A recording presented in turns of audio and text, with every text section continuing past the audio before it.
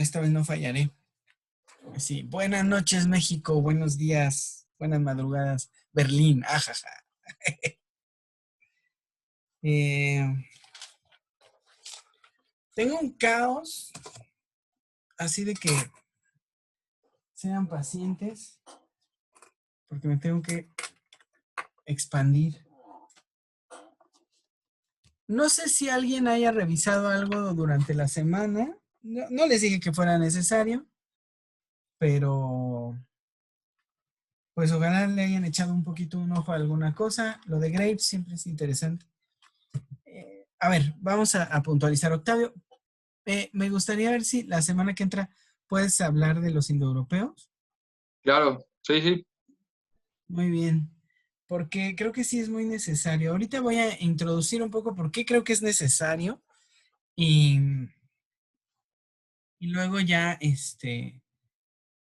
pues le entramos como más forma a Platón, pero sí, es que sí es un recorrido que necesitamos hacer.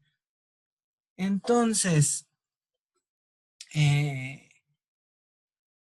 hoy voy a hablar un poco, porque no me he dado cuenta qué tan ignorante es uno. Hasta que uno dice, pues voy a tomarme las cosas como con seriedad, empieza uno a notar unos grados de ignorancia bárbaros que se traen y que son deficiencias académicas, ¿sí? Y en buena medida históricas, porque es sorprendente lo que nos dicen que debemos de saber en comparación con lo que podríamos saber. Discúlpeme que esté al pendiente acá de el Facebook y esas cosas, porque hay gente que la semana pasada no se pudo meter y vamos a ver si hoy sí. Alejandra, ojalá hayan podido ayudar a Haas, porque Haas es malísimo cuando no, no. O Estamos sea, en no eso, logró. justo estamos en eso. Ojalá logre conectarse en el Zoom. Yo creo que tiene un problema con la versión de Zoom que tiene. Ese creo que es su problema. Pero bueno, vamos a empezar para que aprovechemos las 2 horas. Antes de entrar concretamente con los griegos, les voy a contar un poco del trabajo reciente que, que estuve haciendo para... estaba intentando, bueno, intenté entrar en un doctorado en la ENA, pero bueno, la burocracia me dejó fuera. Y ya de antes estaba yo planteando algunas cosas en el doctorado que estaba haciendo en París. Y hay, bueno, una parte de lo que voy a decir hoy viene como resultado de ese trabajo. Como les dije la semana pasada, mi chamba estaba vinculada a la cosa de la esclavitud, pero sí he avanzado en lo que he logrado hipotetizar con respecto a cómo esclavizar a los seres humanos. Entonces, ahora les cuento, yo hice, después de psicología, hice antropología y eso me llevó un poco más por gusto que realmente por la cuestión académica a algunos etnólogos importantes. Mucho tiempo me vinculé muy formalmente con Levi Strauss. La verdad es que le tuve bastante cariño, que leí bastantes textos de él y que lo respeté mucho, mucho y muy formalmente. Pero, eh, así como Levi Strauss, Michel Foucault y otros franceses, terminaron encontrando un lugar cada vez más distante de mi vida, ¿no? Cada vez más, porque pues se termina entendiendo. Los franceses, hijos de la revolución, pero más bien los franceses de los 50, 60, 70 y 80 de Francia, son pues verdaderamente hijos de la posguerra, hijos de la frustración por no haber podido frenar el capitalismo, ¿no?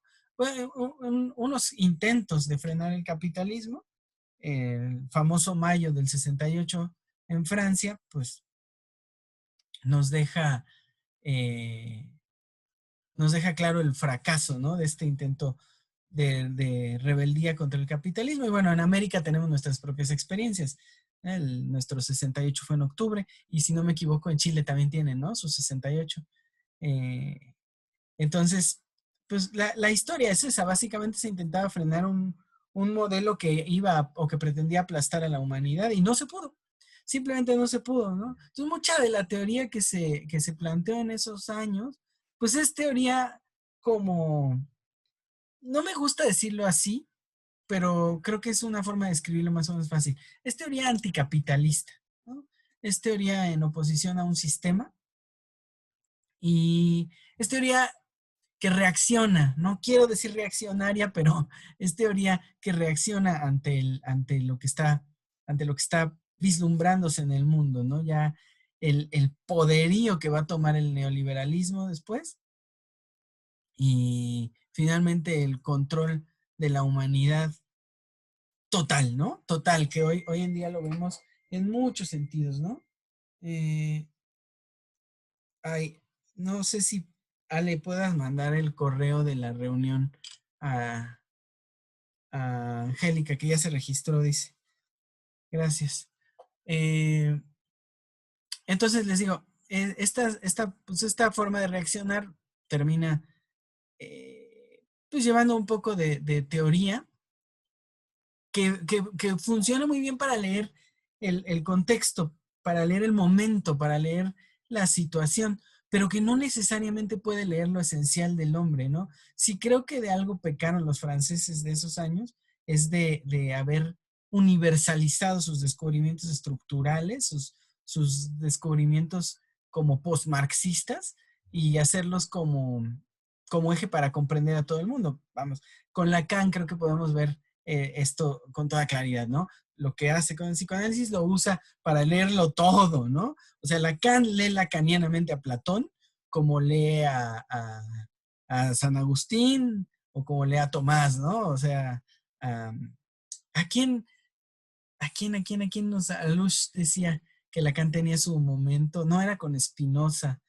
Bueno, no me acuerdo, pero bueno, se agarra para leerlo todo, ¿no? Y acá es donde empezamos a ver la distancia que tienen con una posible realidad. Aquel hueso de animal que se encuentran con estas pequeñas muescas, con estos grabaditos, que termina leyéndose como finalmente, ¡pum!, ¿no? El momento del nacimiento de la psique subjetiva. Ah, sí, totalmente, ¿no? La subjetividad ocurriendo en un acto primitivo.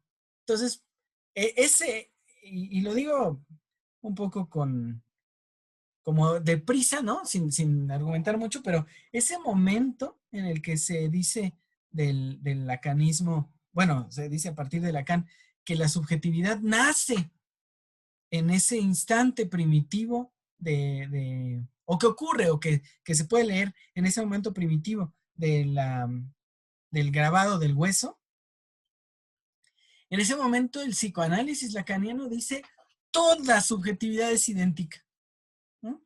Desde el principio hasta acá, todo es igual y finalmente hace estructuralista en la lectura de la psique, ¿no? Porque ya no es necesario pensar históricamente. Miren, me ha llevado mucho, trato de ser muy reservado con lo que digo, ¿no? Más cuando me meto con los ismos, porque pues evidentemente hay gente que sabe más de su ismo que yo, ¿no? O sea, los estructuralistas o los amantes del estructuralismo sabrán mucho más que yo de estructuralismo, ¿no?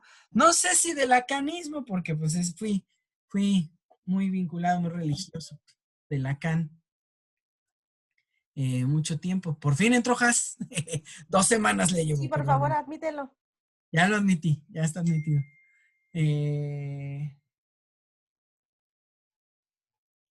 Ya. Entonces, Has, no te oímos porque está conectándose tu audio. Espérate tantito. De todos modos te voy a silenciar cuando aparezcas. Has, ya. Bueno, está apagado. Ojalá me estés oyendo, Has. Ya está, Bueno, ya te está escuchando y ya está aprobada Angélica también. muy bien. Ya en cualquier momento aparecerá Angélica. Bueno, les digo que estaba yo por hablar del estructuralismo mal.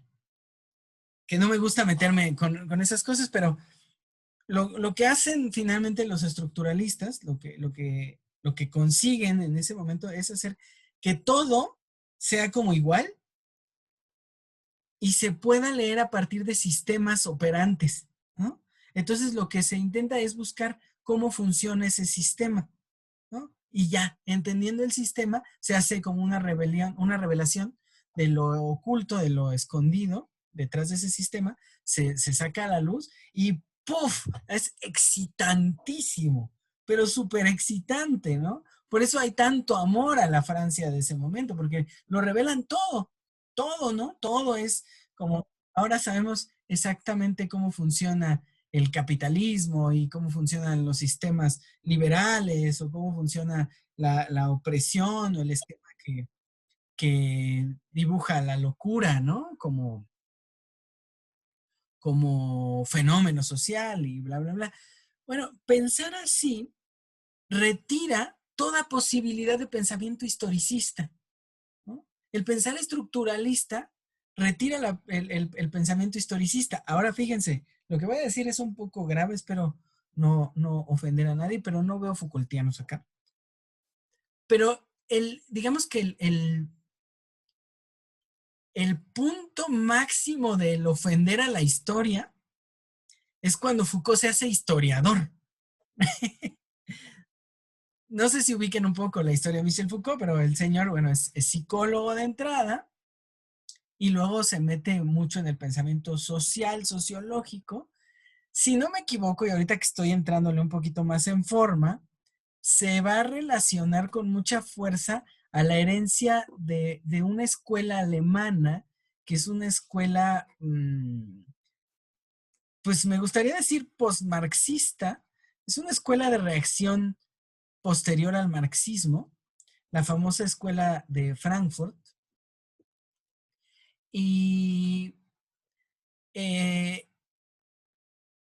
bueno, es toda una escuela alemana. Hay un hombre que creo que es el que suena más fuerte de esa escuela, Horkheimer, que es como fundador y el pensador más fuerte de la escuela. Bueno, todos los demás lo respetan mucho. Y los franceses terminan muy ligados. Miren, esta escuela nace en los 20, ¿no? Hay varios alemanes metidos en esto. En la guerra mundial, en la segunda, estos hombres inmediatamente salen corriendo, ¿no? Y se vienen a instalar a Nueva York, ¿no? Hay otra escuela alemana que hace exactamente lo mismo, no me acuerdo de dónde es, pero bueno, son dos escuelas, hablo de esta, de la escuela de Frankfurt, se instalan acá en Alemania, en Nueva York, y siguen ellos escribiendo en alemán y publicando en alemán y siguen funcionando en alemán. No se mezclan con la cultura norteamericana, salvo en casos excepcionales que dejan entrar a algún orador a participar con ellos, pero realmente tan no se mezclan que mantienen su escritura en alemán. Pasada la Guerra Mundial, si no me equivoco, por ahí del 48, regresan a Alemania y empiezan ya a teorizar sobre el sistema económico que va a funcionar en el mundo. Entonces teorizan con mediana fuerza, pero por alguna razón empapan todo, ¿no? Y entonces ya llegan los franceses, insisto, hijos de la revolución e hijos de la posguerra, hijos avergonzados de la posguerra, porque no hay que olvidar que a Francia le fue mal en la guerra mundial, ¿no? A Francia los invadieron y les hicieron lo que quisieron. La gran foto de Hitler ahí asomadito en la Torre Eiffel, ¿no? Acá en Trocadero. Eh, vamos, es el ícono de esa, si no fallo en decirlo, de esa humillación tan fuerte que sufre la gran orgullosa patria francesa. Y me parece que los franceses posteriores pues traen este dolorcito, este resentimiento que termina o que deriva en un constante o en una constante oposición a un enemigo nuevo, ¿no? Es muy bonito porque cuando uno lee sobre capitalismo en estas personas, en Foucault o en estos autores franceses, uno termina leyendo que siempre te voltean a señalar a Hitler, ¿no? Y siempre terminan diciendo, es que esto se va a convertir otra vez en fascismo, ¿no? Es muy curioso porque, miren, me parece que son niños, niños bien, niños de cierta potencia económica, de cierto acomodo social, que traen un dolorcito fuerte contra, contra su propia derrota. Y estos son los que escriben ahistóricamente. ¿Por qué lo digo? Porque creo que es muy importante ver cuando hay una oposición a la historia, cuando hay una oposición a la historización, hay una intención, de verdad hay una intención de borrar todo lo que es posible, todo lo que es eh, factible para pensar y pensar con el alma del ser humano. Entonces, es curioso porque esta gente es la que termina como descifrándolo todo y escribiéndolo todo estructuralmente. Y por eso les digo que Michel Foucault, historiador, es, la cumbre de esta destrucción de la historicidad, ¿no? Porque Foucault termina diciendo que toda la historia se lee igual, como una serie de procesos, o vamos, como una serie de enunciados que se ligan entre ellos y que generan realidades posibles. Cuando esto es así, ya nada más hace falta ir a cualquier momento de esta historicidad y tratar de leerlo de la misma manera. Si pegamos el entendido de Lacan de que la subjetividad ha sido siempre igual y si no igual ha ocurrido de alguna manera como subjetividad, entonces pues ya no es difícil entender qué es lo que terminó pasando, ¿no? ¿Qué es lo que terminamos encontrándonos con Michel Foucault o con los historiadores posteriores? Bueno, Michel desertó, es otro de los importantes, ¿no? De esto, además formado junto con Lacan y fundador de la escuela lacaniana, del instituto, ¿qué es la Escuela Freudiana de París?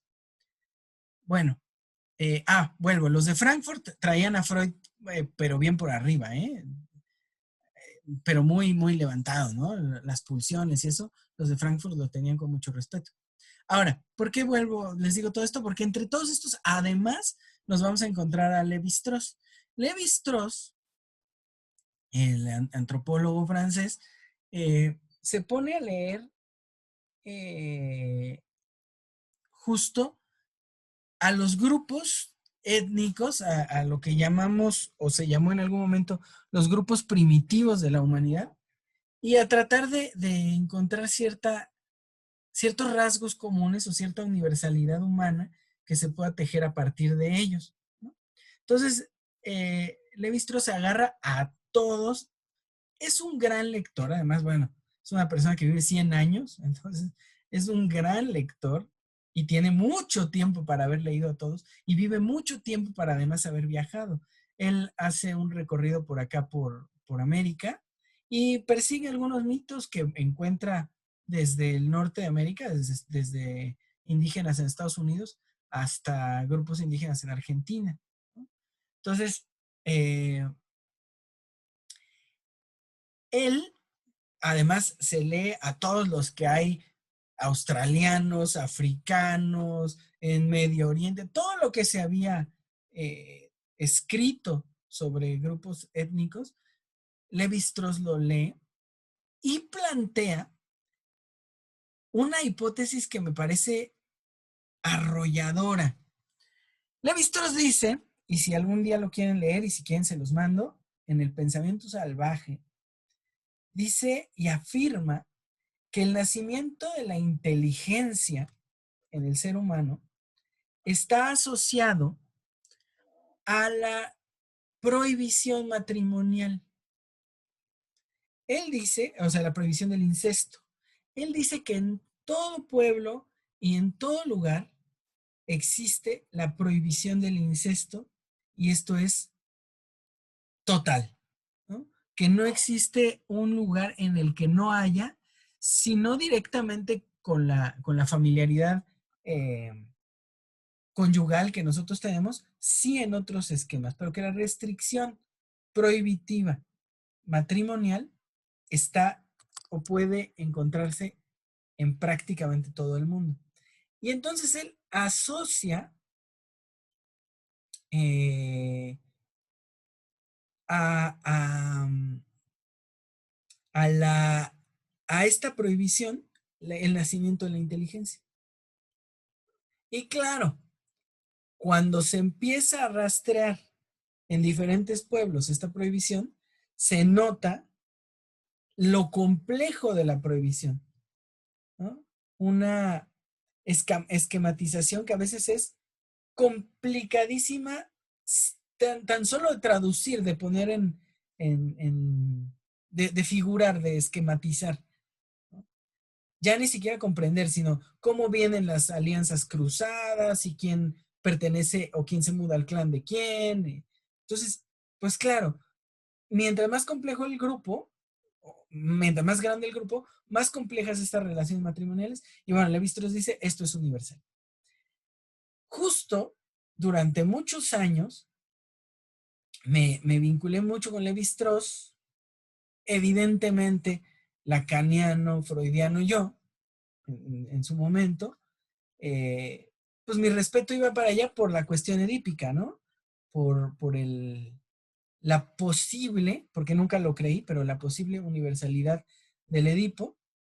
Me metí muchísimo en ello y junto con Freud descarté o ignoré el trabajo de otros dos teóricos que parece que pueden haberse acercado mucho más a una cuestión diferente del incesto. Uno, que todavía no le he entrado en forma porque no está traducido como debiera ser, o sea, se han traducido pocos textos de él, es Gunt, ¿no? Este psicólogo de laboratorio del que nos hablan en todos lados. Bueno, Gunt hizo sus cosas de laboratorio unos años y entre 1910, no, entre 1900 y 1920 se aventó una serie de textos sobre cultura y sobre sociedades humanas. Y lejos de pensar en el trabajo de laboratorio, en ese momento se enfocó a mitología, a religión, a lengua, ¿no? A tradiciones, a organización social.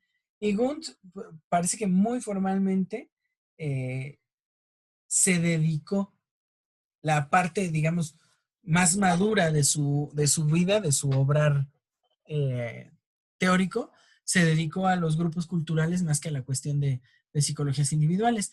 Lo que pasa es que en el mundo, pues nos han dicho, ahí está el primer laboratorio, nos han traducido Human Behavior, ¿no? Y es todo lo que tenemos, ¿no? Una traducción muy, de lo muy básico de Wundt. Y claro, los psicólogos experimentales se lo han adueñado como el autor, ¿no? Me parece más fascinante porque yo tengo conocidos que son psicólogos experimentales, bueno, apreciados, y cuando uno les habla de un Gunt, de 20 años de la obra de Gunt, de los 20 últimos años además de la obra de Gunt, y su vínculo tan fuerte con lo social, con lo cultural, no lo conocen, ¿no? O sea, es así como, ¿a poco escribió eso? Güey. Digo, uno cuando se hace freudiano, pues uno le busca hasta las cartas que se mandaba con su novia el Freud, ¿no? Igual cuando se hace uno lacaniano. No me explico cómo los psicólogos experimentales no hacen eso con Wundt, ¿no? Que lo tienen en un espacio importante, ¿no? Después ya tienen a Skinner, pero ese no cuenta, ¿no? Skinner es como el que vendió focos después de que se inventó el foco, nada más. Eh, entonces, Gunt, el otro autor, que este sí, me parece que le ha entrado con un poquito más de fuerza, es Fraser. Fraser, el etnólogo británico, que no estoy seguro si es escocés, pero sí creo que no es londinense. Fraser escribe también muchísimo sobre grupos primitivos, sobre grupos culturales primitivos. Y lo mismo, más que ser viajero, él es un etnólogo lector. Se saca biografías de acá, no, ¿cómo se llama? Bueno, etnografías de un lado, de otro, lee, compara y tiene unos trabajos también enormes que tampoco están traducidos, ¿no? Pero es un poquito más accesible porque está en inglés. Fraser va a teorizar la inteligencia desde otro lugar, no desde, no desde la restricción, la prohibición sexual, sino desde la restricción, aquí sí no prohibitiva, esta es una restricción voluntaria a lo alimenticio, ¿no? Fraser va a decir que la inteligencia nace con la restricción voluntaria de la alimentación. Y ahí, justo donde nace el totemismo, va a dibujar o a figurar un esquema de la psique muy interesante, pero verdaderamente interesante. Ahora, voy a ser súper breve porque quiero arrancar con el problema de los griegos, pero sí me resulta fundamental hablarles de esto. Dice Fraser, de alguna manera, no alcanzo yo a entender, ni creo que lo alcance a decir del todo claro, un individuo, o más bien un grupo de individuos, encuentran en la posibilidad del acto restrictivo con respecto a un animal o planta, encuentran la posibilidad de existir voluntariamente. Esto es, todo animal lo que hace es comer. Saquen a su perro a pasear a la calle y sabrán que no importa qué perro sea, todo se va tragando. El pasto, lo que hay tirado, lo que puede, ¿no? Si el perro se restringe para comer es porque uno se lo prohíbe, porque uno lo limita, ¿no? Pero por sí solo no se restringe, ¿no? Sale y come. Pareciera que este grupo o esta serie de grupos primitivos encuentran en la posibilidad restrictiva la, una forma de acontecer, de acontecer como existencia. Es decir, puedo comer porque lo hago, pero de pronto, donde puedo comer no como. Ajá. ¿Y por qué no como? Por voluntad. Porque si no como por prohibición, ahí hay condicionamiento, ¿no? Eso se lo podemos hacer a cualquier animal. Si no como por prohibición, hablaríamos nada más de una asociación natural de estímulo y respuesta, ¿no? O bueno, una asociación de algo natural con una fabricación artificial, si ustedes quieren. Pero si voluntariamente yo puedo no comer lo que es comestible, entonces ahí hay una ocurrencia, ahí hay algo que ocurre, que acontece, hay un acontecimiento que es crucial para la inteligencia, ¿no? Entendida la inteligencia no como una capacidad de raciocinio, no como una capacidad reflexiva, sino como una capacidad voluntaria. Y lo voluntario no lo podemos empezar a ver en la elección. Es decir, que si voy al parque o voy al cine, ¿no? Es como mi voluntad me permite decidir si voy al parque o voy al cine. No lo podemos ver allí. La única forma inicial en la que podemos llegar a pensar la, la voluntad es en la voluntad restrictiva. Es decir, en donde no ejecuto, donde no hago, o donde no se hace lo que frecuentemente o lo que habitualmente se haría, lo que naturalmente se haría. El único lugar que Fraser encuentra y que no tiene un solo ejemplo de algo diferente el único lugar en el que esto ocurre es en la restricción alimenticia. Ahora, voy a volver al problema de la cuestión sexual porque si no entendemos que la ocurrencia de la restricción sexual ocurre sobre la ocurrencia de la restricción alimenticia, entonces nos perdemos la posibilidad histórica de entender cómo, lo voy a decir con todas sus letras, pero ahorita solo escúchenlo, ni siquiera lo piensen, cómo lo patriarcal se impone a lo femenino. Es un fenómeno que a mi modo de ver ocurre similar. Como lo patriarcal, literal como apropiativo, se impone a lo femenino como generativo. Me parece que es exactamente lo mismo que va a ocurrir con lo totémico, con lo alimenticio y lo sexual, ¿no? Que es ya lo exogámico. Entonces, dice Fraser, está este grupo que se restringe y quiero que lo traten de hacer, de pensar como una experiencia, no reflexionar, no entender, no volverlo racional, sino que lo traten de pensar como una experiencia posible. El hombre no existe, ¿ok? Está el primate que somos. Probablemente tiene algunas reflexiones simples, como muchos animales, ¿no? Que pueden resolver problemas, que pueden incluso construir herramientas. No quiere decir la construcción de herramientas e incluso cierta domesticación o cierta predicción de la naturaleza, no quiere decir que haya una inteligencia experiencial. Muchos animales lo hacen, pues. Alejandra alguna vez me contaba de unos perros que cuando tienen un árbol de aguacates en su casa, cuando se caen los aguacates inmaduros, los perros entierran el aguacate y después vienen y lo desentierran cuando ya está maduro y se lo comen, ¿no? O sea, ya ese es un acto bastante complejo para un animal, ¿no? Y lo aprendieron además solos. Bueno, este tipo de cosas, incluso el uso de herramientas, insisto, lo podemos encontrar en muchos animales.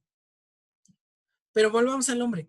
Ese no existe y de repente, en un acto restrictivo, en un acto de refrenamiento ante la cosa que se puede comer, ocurre una sensación de voluntad.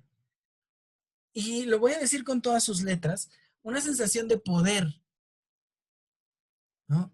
Poder, poder no, un poder que se ejecuta, el poder es ejecutivo en tanto que se puede pudiendo. Ajá. No una potencia, ¿no? Sino el poder, la efectuación de un poder. En ese momento debe haber una experiencia que puede haber durado muy poco. No es como pensar en ese momento ya nació el hombre y a partir de ahí empezó a tejer la inteligencia para siempre. No. Tenemos que entender que ocurre como ocurre que algún organismo respiró afuera del agua, probablemente vivió unos segundos y luego murió, ¿no? Y esto ocurrió decenas de veces hasta que alguno duró más, ¿no? Y entonces aprendió a regresar al agua y a salir del agua y de pronto alguno de los que estaban afuera logró sobrevivir mucho tiempo afuera y así, ¿no? Casual, ¿no? Circunstancial. Entonces esto ocurre. Y pensemos que además esto le lleva muchísimos años, pero miles de años, si no es que, no sé, decenas de miles de años por lo menos. Entonces, de pronto, este hombre o este grupo descubre la posibilidad voluntaria del acontecer existencial, es decir, la restricción como una forma de que ocurre, de que ocurre, de que ocurra. Y entonces es posible que esta restricción se haya vuelto cada vez más voluntaria, ¿no? Es decir, se volviera, a veces uso palabras sin medirme, pero digamos que se volviera ritual, es decir, la existencia ritual ocurriría en la ejecución de la restricción ya totalmente artificial, es decir, en a este animal no me lo como o a esta planta no me lo como, pero me aproximo, ¿no? Es decir, la traigo a este lugar, ¿no? La muestro o incluso en algún momento organizo una forma de comerla que ya no es la forma natural, llegar y me la como, ¿no? Sino solo me como una parte, solo le doy un trato especial a esta cosa, por ejemplo, la cocino y entonces ya hay un recurrente volver a un estado eh, originario, ¿no? ¿Qué estoy planteando en este momento? Estoy planteando muchas cosas que se tienen que trabajar con mucho tacto, más porque la humanidad jode de todo o se ofende de todo. Pero miren, no solo es la voluntad, la inteligencia como voluntad, ¿no? Es también eh, la memoria como acto. Ajá. La memoria no como recordar, no como remembranza, sino la memoria como acto existencial en el que se pone en juego toda la vida en un acto que memoria, que de alguna manera eh, repone el acontecimiento, la experiencia en sí mismo, ¿no? Y entonces, ahí está, ¿no? Si yo reproduzco el acto que genera una experiencia, entonces la experiencia misma es memoria. ¿Memoria de qué? Memoria de la existencia. No es recuerdo de la existencia, ¿saben? No es como, ay, alguna vez aparecí en el mundo y desde entonces he venido existiendo, sino es, dado que aparecí en el mundo, la única forma de mantener esta aparición existente es reproducirla, no recordarla, sino reproducirla. Por eso, insisto, el acto culinario se vuelve un acto ritual. ¿Por qué? Porque en el mismo acto se retiene la experiencia, ¿no? Cuando digo retener, no es como tenerla acá, sino como volver a tenerla, ¿no? Se refabrica, se reconduce la experiencia. Y entonces, el ritual se vuelve un acto voluntario de memoria. Ujú.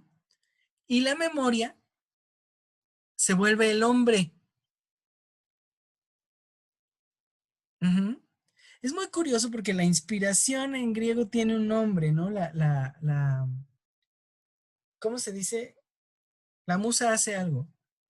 Sí, sí, sí es la inspiración, la palabra que busco, no sé, pero es mnemocine, ¿no? La mamá de las musas es mnemocine, y mnemocine es la palabra que se usa para memoria,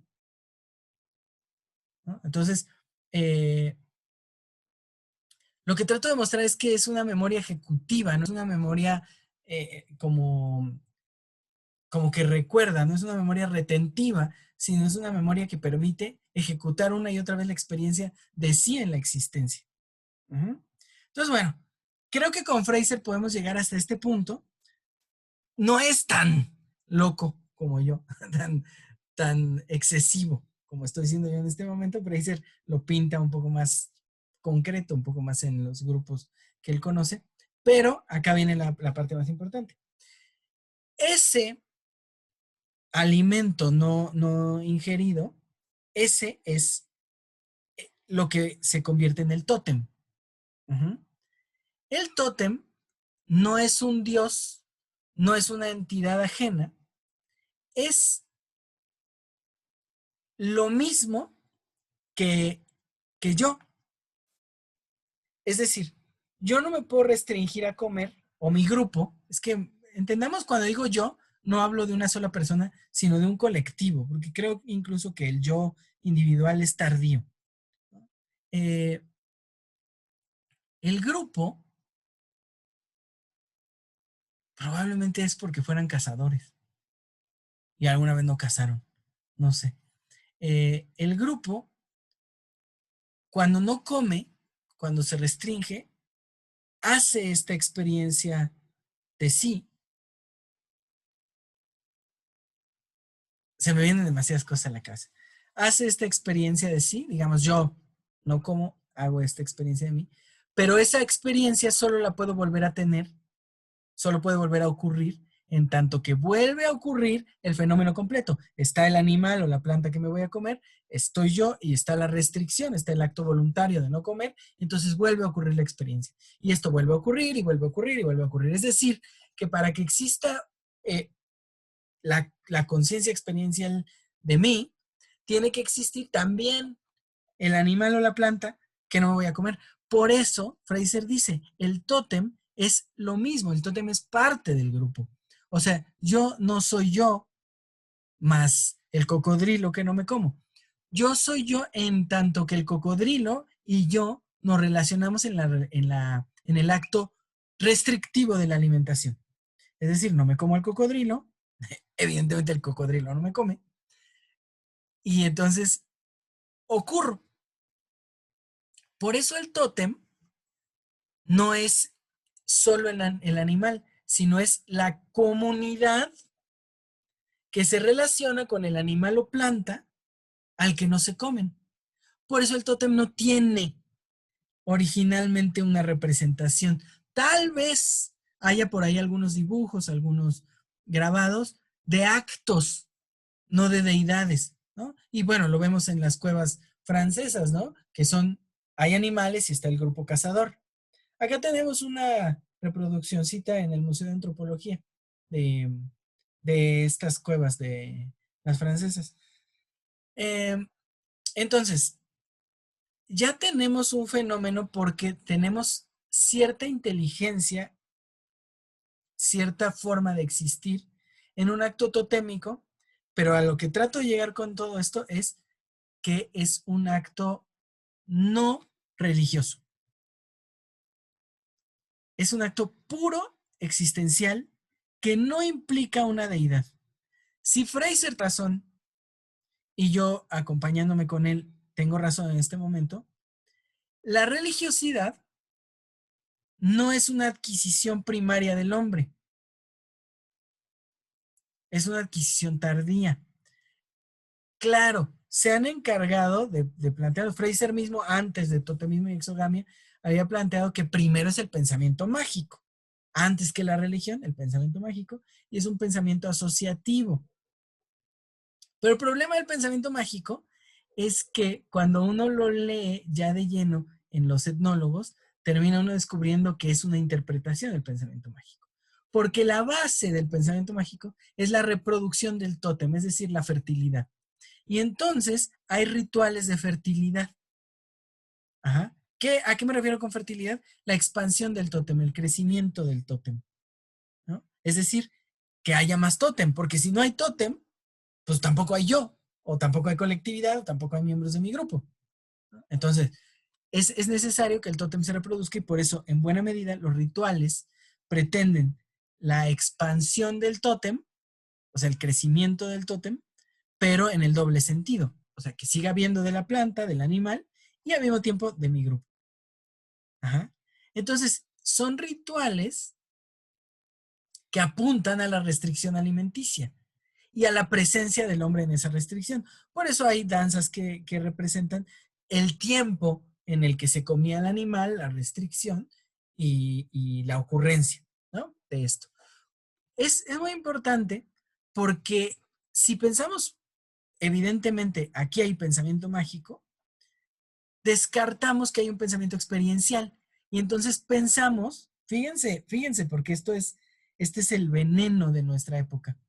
Pensamos que los hombres hacen o tienen pensamiento mágico y hacen rituales porque lo que intentan es explicarse el mundo. Díganme si estoy equivocado. Todos nosotros hemos creído que el hombre inventa la religión porque se explica el mundo o porque no entiende el mundo y a partir de ahí se lo trata de explicar. Entonces no entiendo por qué llueve y entonces me invento un dios de la lluvia. No entiendo por qué la muerte y me invento un dios de la muerte, ¿no? Así lo hemos venido entendiendo a lo largo de mucho tiempo. Bueno, esto es un error. Es un error porque fíjense cómo es lento nuestro pensamiento, es duro, es tieso. Es pensar que todos los hombres pensamos igual. La necesidad explicativa la tiene el científico que quiere saber por qué hay COVID y la tiene el novio que quiere saber por qué su novia no le contestó el teléfono. ¿No? Esa necesidad explicativa la tenemos así, ¿no?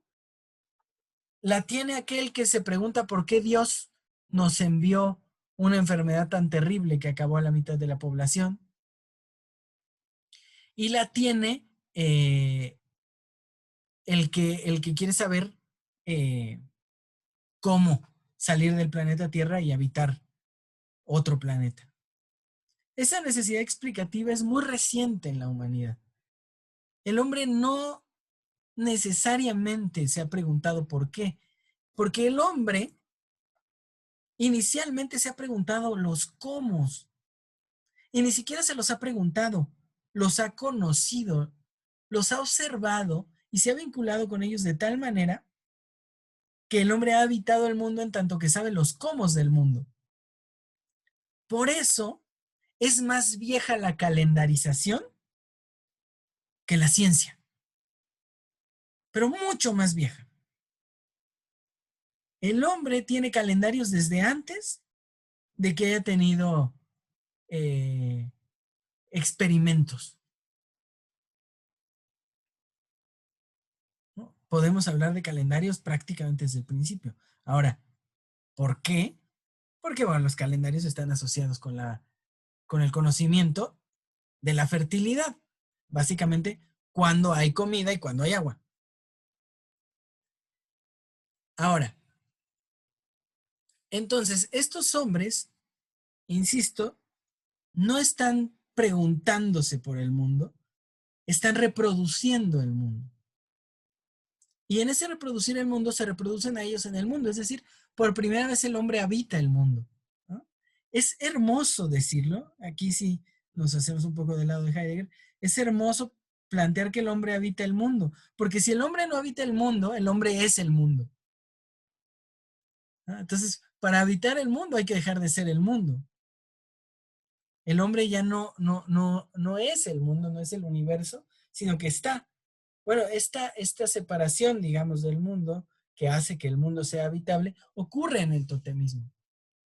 Ocurre en esta restricción. Ahora, ¿qué tenemos de todo lo que les digo? Tenemos un fenómeno que solito nos revela un par de cosas. Primero, que este acontecer solo puede ocurrir en la Tierra. Sí es cierto en el planeta, pero en el lugar, en el terreno en el que habita ese grupo de personas. No puede ocurrir en otro lugar porque simplemente no es como idéntica el ambiente natural en un lado y otro, ¿no? O sea, puede que este animal o esta planta esté aquí, pero allá no. Ahora, cuando digo que ocurre en un terreno en el que se habita, pues rápido pensamos lo que igual nos han planteado todas las películas y las caricaturas, ¿no? Que la aldea es un terrenito chiquitito y solo ahí viven, ¿no? Y entonces pensamos, ay, sí, pues qué chiquito, ¿no? Y luego se expanden. Pero no, porque justo estos grupos de los que hablamos son los grupos que nos han sido descritos como nómadas. Uh-huh. Y entonces, el terreno en el que vivía esta gente, pues es mucho mayor. El nomadismo, pues es, justo nos muestra a grupos de personas que se mudan, o que es más bien que se mueven en terrenos muy vastos, probablemente persiguiendo, como muchos animales migratorios, el agua y la comida. Eso es el nomadismo. Ahora fíjense, otra vez vuelvo a la enseñanza que nos han planteado. Nos han explicado el nomadismo como un estado tan primitivo que es estúpido. O sea que los nómadas eran grupos que solo caminaban Y pues ya se sentaban un ratito acá y otro ratito allá y caminaban a lo bestia, ¿no? Sin saber a dónde. Pero el nomadismo creo que podemos entenderlo más en un sentido migratorio. Todos los animales que aparentan cierto nomadismo, y lo podemos ver en rebaños muy grandes, lo que hacen es que se mueven de acuerdo a lo estacional, ¿no? A los ciclos estacionales. Por eso regresan una y otra y otra y otra vez a los mismos lugares, ¿no? Donde fueron los animales que cazaran o donde fueron el agua o el clima. Ahora, ciertamente fenómenos climáticos producen algo similar al nomadismo, es decir, que de pronto haya una congelación o una sequía muy grande de un terreno, eso hace que los grupos se muevan, pero eso ya no los hace nómadas, eso los hace migratorios, ¿no? Es decir, estos ya se van a otro sitio y buscan lugares de establecimiento, ¿no? Poco a poco creo que lo voy entendiendo un poquito mejor, porque estamos pensando en una región muy grande, lo que sería Europa, Asia y África como una masa de tierra conjunta.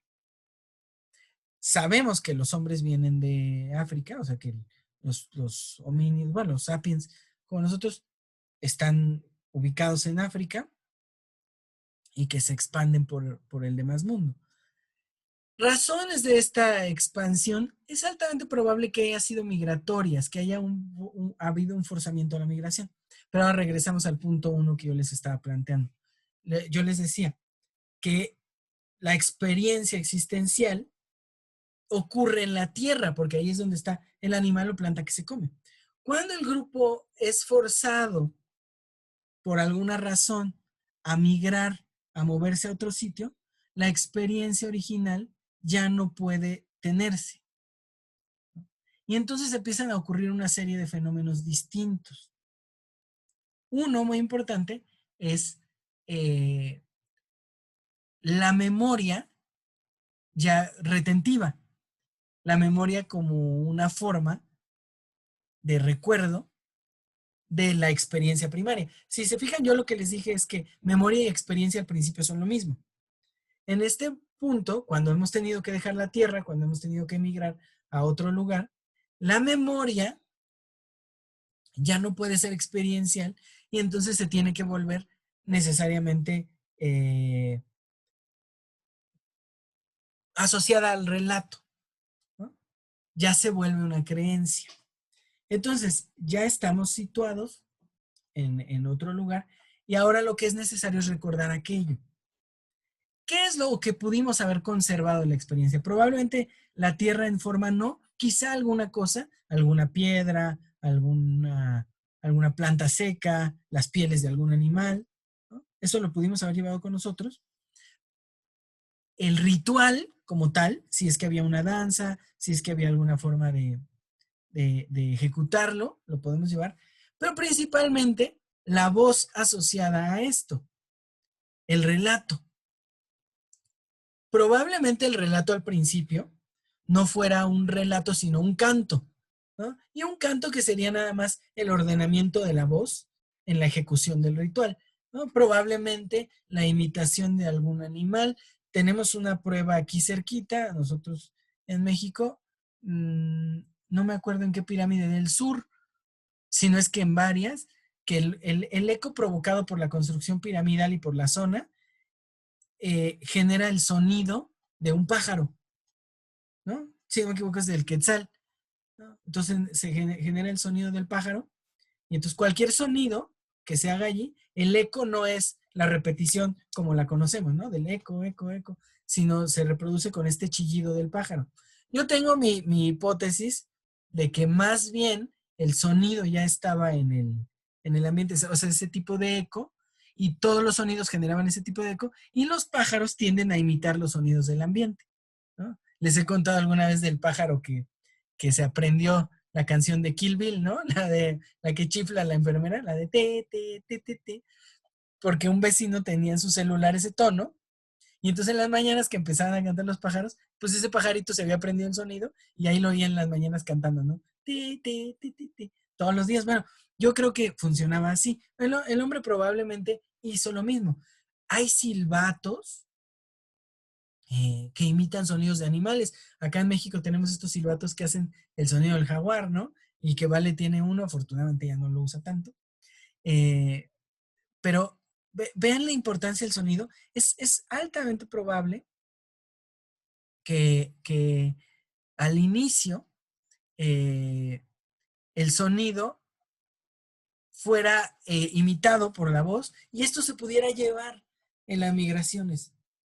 Pero entonces el sonido debe haberse complejizado. Acá es donde Octavio puede ayudar muchísimo más porque él es el profesional en lenguas, pero de alguna manera el sonido debe haberse complejizado hasta convertirse, no tengo todo el tejido así, pero hasta convertirse ya en la lengua que relata, ¿no? Miren, en cosas simples, básicas, como en Star Wars, el episodio 6, la de El regreso del Jedi, cuando Citripio le está contando a los Ewoks la historia de todas las aventuras que los llevaron hasta ese punto, todo lo hace con sonidos, ¿no? Y a los Ewoks los cautivan mucho los sonidos. Entonces es probable que lo sonoro inicialmente haya acompañado a los grupos migratorios como una forma nueva de memoria, ¿no? Como una forma de presenciar el acontecer a partir de lo sonoro y a partir de ciertas cosas que se conservaron, insisto. Tal vez una parte del terreno, tierra, piedras, pieles, alguna costumbre ritual, ¿no? Alguna forma de hacer tal vez montículos, alguna forma de hacer alguna danza, alguna forma incluso de edificación, pero ya se perdió una parte, que es la tierra, y la tierra que contiene el animal totémico y todo eso, ¿no? Entonces, bueno, cuando se hace esto, cada vez más se tiene que complejizar. A más distancia con el origen, es más necesario complejizar el relato del origen. Fraser en algún momento va a decir, es probable se me fue. Esperen, estaba hablando del relato del origen. Se me olvidó muy feo. Bueno, bueno, lo mismo. Se van, migran, llevan esto con ellos. Ya. El relato haya generado cierto tipo de élites, es decir, los conocedores del relato y su proximidad al origen y los que solo tienen acceso al conocimiento del relato, a la narración del relato. Entonces, hay una élite que entonces sería la dueña del origen como experiencial y un grupo cada vez mayor, porque los primeros van a ir muriendo y el grupo pequeño cada vez va a ir creciendo, que solamente se puede contentar con escuchar el relato, ¿no? Luego estos se harán herederos, algunos, no todos, del relato, y entonces surgen, ¡pum!, las élites.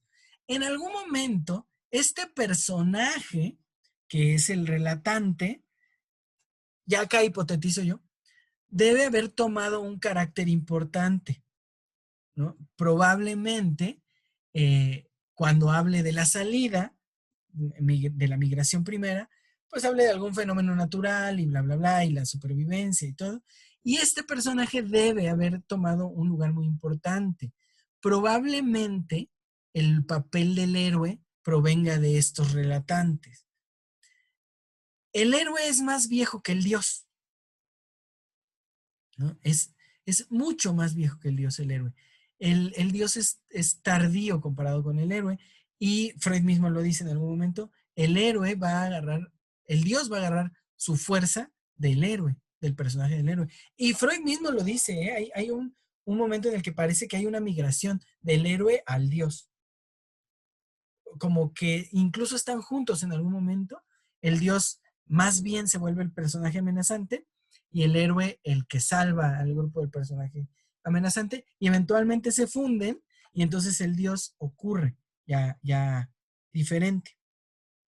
Bueno, ¿por qué les cuento todo esto? Porque me parece fundamental el asunto de la migración. Y me parece fundamental porque creo yo que la migración no es un acto voluntario, es un acto que inicialmente es forzado y que después se va a volver habitual para algunos hombres. Acá es donde llego un poco a la idea de los indoeuropeos. Los indoeuropeos tienen una característica que me parece fascinante. Son migratorios de a madres. Esos güeyes se mueven y se mueven y se mueven. Y algunos grupos se instalan y otros grupos más bien son conquistadores. Ya Octavio nos va a hablar un poquito más de los indoeuropeos, pero lo que puedo decir es que es un grupo muy extenso, muy grande y que se movió por todo este gran terreno que es Europa, África y Asia, pero principalmente conquistó prácticamente toda la Europa y una parte de Medio Oriente. Bueno, entre estos personajes, acá tenemos un periodo muy grande de la humanidad, pero es de verdad muy grande que es dificilísimo ubicarlo todo junto, ¿no? Porque son cientos, si no es que miles de grupos que se mueven por todos lados. No, a lo mejor exagero con los miles, pero cientos de grupos sí. Grupos que además, imagínense, un grupo se muda de acá para acá y se establece aquí. Pero de este grupo se desprenden 4 o 5 grupos que migran y se establecen en otro lado. Y cuando crecen, estos grupos migran y luego se vuelven a encontrar con grupos antiguos y se mezclan o se conquistan o se desplazan. Y estos desplazamientos fuerzan a otras migraciones para otros lados donde no haya grupos que estén resistiendo y entonces se expande más y esto genera otras migraciones. Llega un momento en el que la cantidad de grupos es tal que solo se les puede rastrear medianamente como familias, ¿no? Y lo que nos ha ayudado a seguir estas familias son algunas costumbres, por ejemplo, arquitectónicas, ¿no? Algunas costumbres rituales, pero principalmente son las lenguas, lo que nos ha permitido acceder a estas familias de grupos, ¿no? De grupos humanos. Eh, Nos permiten entender las migraciones. El movimiento lingüístico nos permite entender muchísimo de las migraciones. Y cuando empezamos a escribir, bueno, nos ayudó todavía más, pero no todos los grupos escriben. Y hay escrituras que se pierden, incluso si los grupos no se pierden. Son fenómenos muy extraños. La escritura, Octavio nos va a ayudar mucho con eso. Creo que es otra forma de asentamiento, la escritura, de asentamiento de la lengua. Pero bueno, dentro de todos estos, nos vamos a encontrar entre los indoeuropeos a un montón de grupos que se van a asentar como en el centro de Europa y un montón que se asientan en el Mediterráneo. No estoy seguro, pero resulta que en Creta, en la isla de Creta, se establece un grupo que migró, que llegó allí, ¿no? Que si llegaron en embarcaciones muy primitivas y llegaron buscando expandir algo. Sabemos que llegan a Creta y que se establecen por mucho tiempo. Más o menos, por lo que entiendo, esta migración a Creta ocurre entre el 6000 y el 4000 antes de Cristo.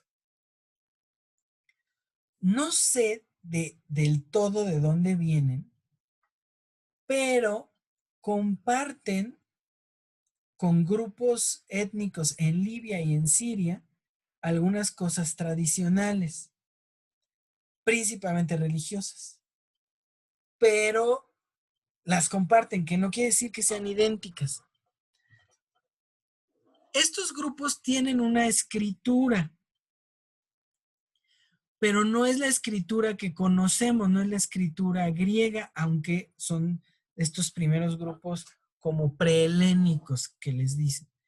Tienen una escritura que es más o menos jeroglífica, pero por lo que entiendo no está descifrada y a lo mucho se piensa que tiene influencia de la escritura egipcia, pero no hay un desciframiento concreto de esta escritura. Este grupo va a ser bautizado como minoico, precisamente por un rey de la región, que además todo el mundo lo conoce, el rey Minos, y que después nos lo confunden con el Minotauro. Pero bueno, estos son conocidos así, pero básicamente son los cretenses, o sea, son los güeyes que viven en Creta. Son algunos asentamientos chiquitos, pero que en los siguientes 2000 años de su llegada, 3000, se van a volver muy, muy fuertes. O sea, es un grupo que migra, pero una vez que migran se establecen y empiezan a establecer varias ciudades diferentes, ¿no? Hay una ciudad que es conocidísima, que es Knossos. Empiezan a tener templos, empiezan a tener edificaciones, empiezan a tener cierta estratificación social. Por lo que entiendo, al principio llegan y viven en lo rústico. Miren, estos viven en un periodo que le llaman neolítico y que es esta asociación con la edad de piedra, pero hay como dos partes, ¿no? Esta edad de piedra es una edad de piedra tardía porque los grupos empiezan a dejar de ser cazadores recolectores. Se empiezan a volver grupos nada más, o más bien se empiezan a volver grupos ya ganaderos y agricultores.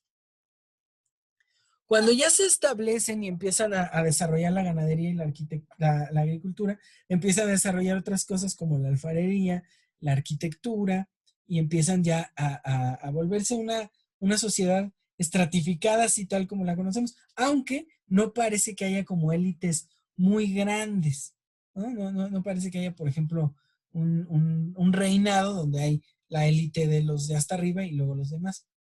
Más bien, se vuelven un pueblo próspero y comerciante.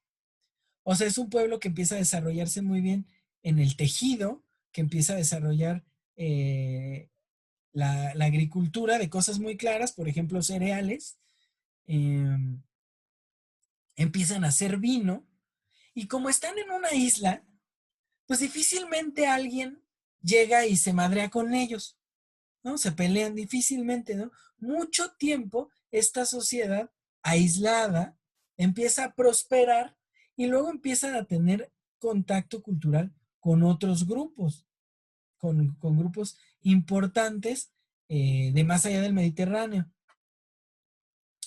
Este grupo, los minoicos, prospera de tal manera que se vuelve una referencia cultural. ¿Saben qué curioso es que aquí en México nosotros tenemos a un grupo similar, ¿no? Que son ay, los de Veracruz, se me olvidó rápido, los cabezones, los olmecas, ¿no? La que nos dicen que es la cultura madre. Me parece que tienen características muy similares porque es un grupo también que tiene asentamientos importantes, no arquitectura trascendental, pero sí, por ejemplo, que se dedican al cultivo de algunas cosas, pero principalmente se dedican a hacer cerámica, al comercio de la cerámica y a los juegos, ¿no? El juego de pelota, el famoso juego de pelota de acá de Mesoamérica, pues es atribuible a, a ellos. Bueno, los cretenses son iguales, ¿no? Tienen sus deportes que son un poco más chistosos, ¿no? Pues tienen el salto del toro, ¿no? Que por lo que entiendo es, dejan venir al toro corriendo y el güey lo tiene que brincar. Y es todo el juego, ¿no? Entonces, bueno, este grupo está muy bien y religiosamente está caracterizado por, eh, por una diosa.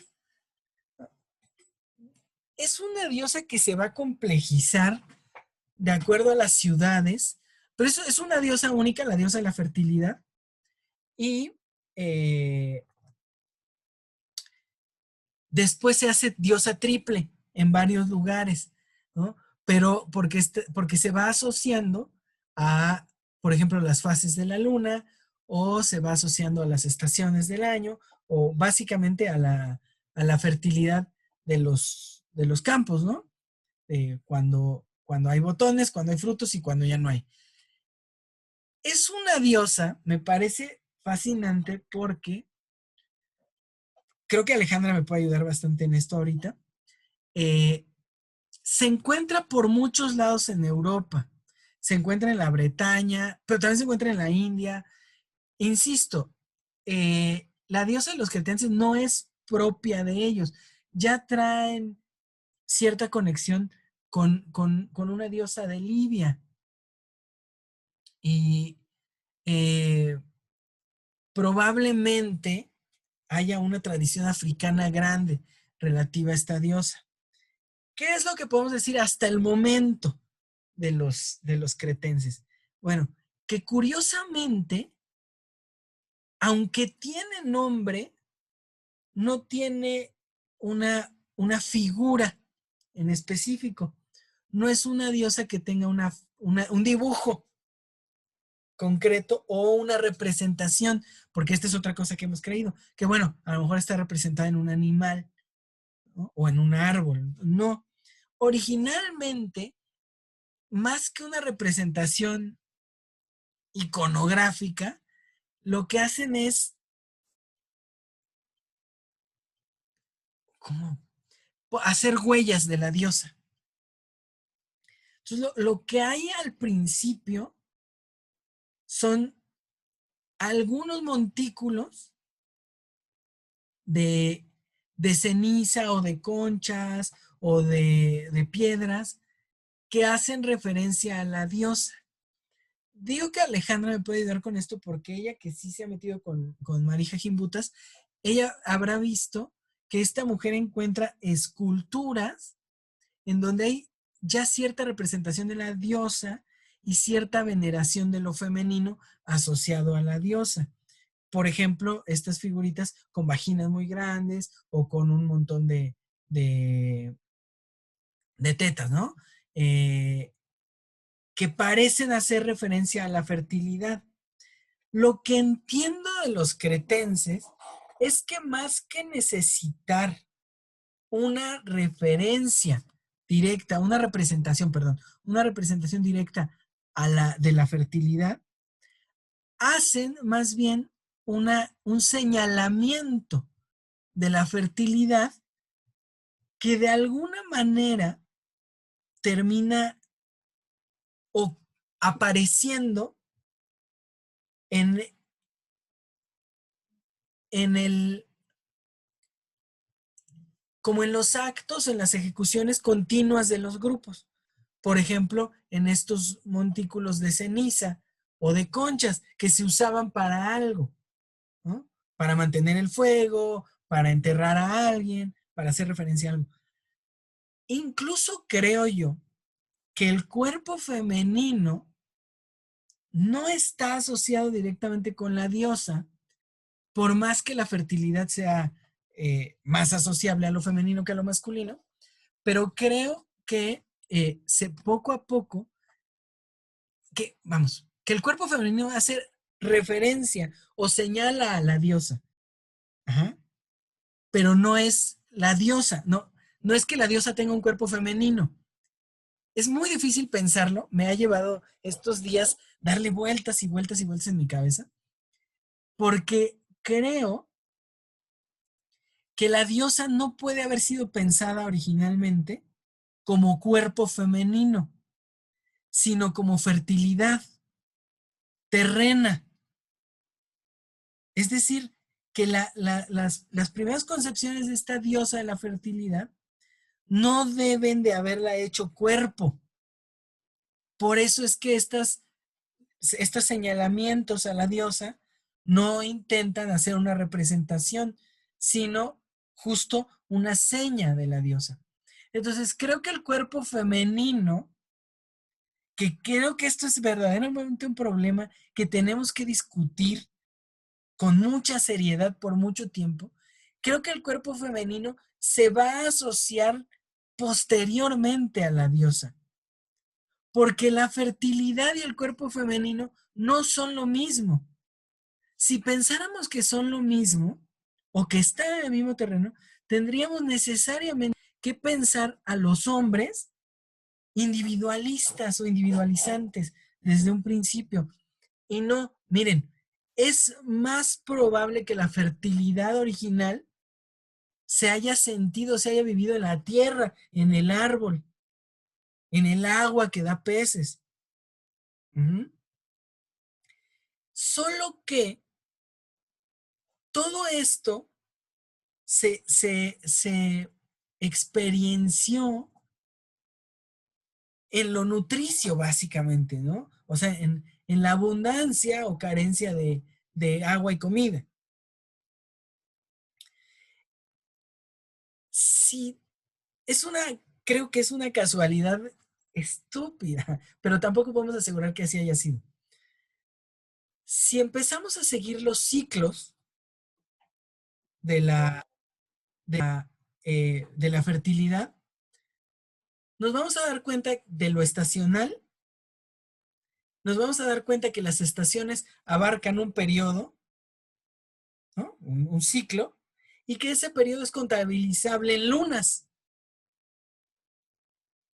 ¿no? En lunas, porque la luna es una medida implacable de tiempo. La luna no falla con sus ciclos de 28 días, ¿no?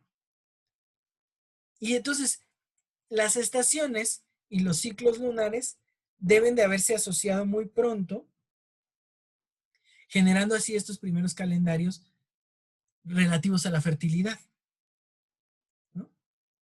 Insisto, Alejandra va a poder ayudar mucho más en esto porque ella sí se ha metido en forma con esta cuestión de los calendarios. Pero entonces, los ciclos de los 28 días de la luna, por una casualidad cagada, coinciden con los ciclos de 28 días de las mujeres. Ahora, lo voy a dejar súper de pasada porque no sabemos si siempre el periodo menstrual ha durado 28 días, ¿no? Aunque sí es probable encontrar huellas, pues seguramente ya en Grecia tenemos elementos para decir, claro que sí. Entonces, de alguna manera el cuerpo femenino, por esta precisión cíclica, y la luna por esta precisión cíclica, y la luna por esta asociación con la fertilidad y con la calendarización, más poderosa que el sol, permitieron la asociación del cuerpo femenino a la diosa. ¿Sí? ¿Me explico? Pero ahí hay lo que estoy lanzando a partir de aquí es hipotético, por favor. No se lo crean, ni me escupan si creen que no es así. Hay una primera usurpación del lugar de la diosa con el cuerpo femenino. Ajá. Y entonces por eso podemos ver a Gea y a estas como primeras entidades que ya son femeninas, pero que están mezclándose directamente con la tierra. Cuando la tierra es lo fértil, no es necesaria su representación porque se habita en la diosa. Cuando la tierra se empieza a representar con lo femenino, o la fertilidad y lo cíclico se empieza a representar en el cuerpo femenino, entonces la mujer hace una referencia a la diosa. Mas no es la diosa, ni la diosa es una mujer. Luego entonces entendemos las sacerdotisas asociadas a la diosa, porque son conocedoras del misterio de la fertilidad. Ahora, Graves asegura que estas diosas de Creta y que sí ocurren un poco ya en Grecia, Graves asegura que pasan en un momento en el que la paternidad no es conocida, ¿no? O sea, que no se ha asociado el acto coital con el nacimiento, de los niños, ¿no? Entonces, esta idea, yo la había tenido hace mucho cuando estaba chico, decía, yo creo que las mujeres se dieron primero cuenta que el hombre implicaba algo en el embarazo, ¿no? Pero que lo deben de haber guardado como secreto durante mucho tiempo. Y esto permitió dominar a los hombres. Yo lo decía de chico, de veras lo decía cuando estaba yo saliendo de la universidad. Graves dice algo más o menos así.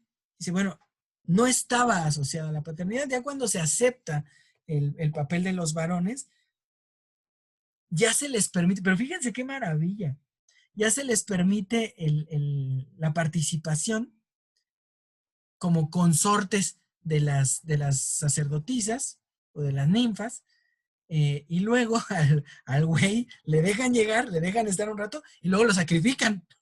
¿No? Y justo en los templos cretenses se han encontrado, por lo que veo, sacrificios de personas, de varones además, ¿no? No de mujeres, y de niños. Pero bueno, entonces, vuelvo a esto. Estamos hablando de un grupo, este grupo, los minoicos, que es un grupo asociado a la fertilidad y hay una diosa que sí es femenina. A ver si lo puedo explicar. Es femenina per se asociada a lo fértil. O sea, lo fértil es femenino. ¿Ok? Las mujeres se asocian a la diosa por la capacidad cíclica y la fertilidad. Pero la diosa no es femenina por las mujeres, sino las mujeres son femeninas por la diosa. ¿Explico mi hipótesis? Es decir, que la entrada del cuerpo femenino a la ecuación de la diosa debe ser secundaria a la fertilidad. Entonces, luego torcemos todo cuando hacemos que a la diosa se le represente con una mujer. ¿Ven lo que hacemos? Le ponemos un poderío al cuerpo femenino que no necesariamente estaba, que el poderío estaba del lado de la fertilidad. Y entonces no podemos pensar, porque lo que estamos haciendo es representarnos nuestro esquema social en los grupos primitivos. Ahora, no estaban dedicados enteramente a la diosa, estaban dedicados a un montón de cosas, principalmente al comercio y al desarrollo social. Vivían en el paraíso. Tenían comida, tenían todo, excepto porque temblaba. Y por lo que entiendo, a Creta le va de la mierda porque tiembla mucho y hay volcanes alrededor. Entonces, en algún momento un temblor les destruye todo y en otro momento un volcán. Eso va a minar la fuerza de este grupo, que no necesariamente era estúpido, parece que sí sabían pelear y que incluso lograron exterminar algunos otros grupillos, pero bueno. Del otro lado, más o menos 1500 antes de Cristo, llegan otros asentamientos importantes a Grecia. Creta está abajo, si pueden ver un mapa de Europa. La isla de Creta es una isla grande que está, digamos, al sur de Grecia, ¿no? Y pues, en el Mediterráneo. Y Grecia está arriba, no muy lejos. O sea, sí me imagino que fueron viajes en barco más o menos largos, pero no creo que de días. Yo creo que de algunas horas. Y que los podían hacer muy bien para arriba y para abajo. Desarrollaron muy bien la marina, desarrollaron las embarcaciones bien, entonces podían ir. La influencia de este grupo por intercambio, porque creció mucho, estamos hablando de un par de milenios, crecieron mucho y la influencia de este grupo sí se empezó a ver por todo el Mediterráneo. Me parece que en Italia hay influencia, pero principalmente en Grecia. Sin embargo, hay otro grupo de indoeuropeos. Ahora, voy a dejar una duda planteada hasta acá. ¿Qué lenguaje hablaban los minoicos? Y a ver si puedes ayudar, Octavio, en su momento. ¿Qué lenguaje hablaban los minoicos? Porque, bueno, su escritura no es la escritura griega que conocemos, aunque después cuando se mezclan ya con los micénicos, ya hay una adopción de la escritura, y si no me equivoco le llaman lineal B a la escritura que usan estos, y la pueden traducir, ¿no? Bueno, digamos que este grupo sí logra darse sus vueltas allá arriba a Grecia. Hay grupos más chiquitos, hay muchos asentamientos y hay mucha influencia. Sabemos porque ya antes de la llegada de los aqueos hay Atenas y hay una Atenea. Y ya es una figuración de la diosa. Y hay otros grupos que también veneran a Atenea en concreto, pero es una diosa igual de la fertilidad, de la sabiduría, y curiosamente comparte simbolismo con diosas de Libia, ¿no? Y curiosamente de Siria también, ¿no? Entonces, todavía no, es un rastreo muy largo. Yo nunca pensé que fuera una cosa tan titánica rastrear a la diosa, pero sabemos que en cuanto a atuendos, en cuanto a rituales y en cuanto a cierta simbología, Atenea comparte esto. Bueno, a Grecia llegan una serie de migraciones indoeuropeas, que ahora sí son los grupos helenos o helénicos. Hay dos migraciones muy blandas al principio, que son la Jonia y la Eolia. Son dos grupos que migran y se asientan por allí, pero que son más o menos incorporados por los grupos locales y asimilan un poquito la cultura. No, son, digamos, un par de invasiones que no prosperan. Pero luego hay una invasión más fuerte, que es la invasión aquea. Este grupo, salvo que todavía esté yo en la búsqueda, se va a conocer como los micénicos, que es el segundo gran grupo bueno, es que estos ya son helénicos, pero es, digamos, pregriegos como los conocemos. Los aqueos, los micénicos, estos sí ya no son pacifistas.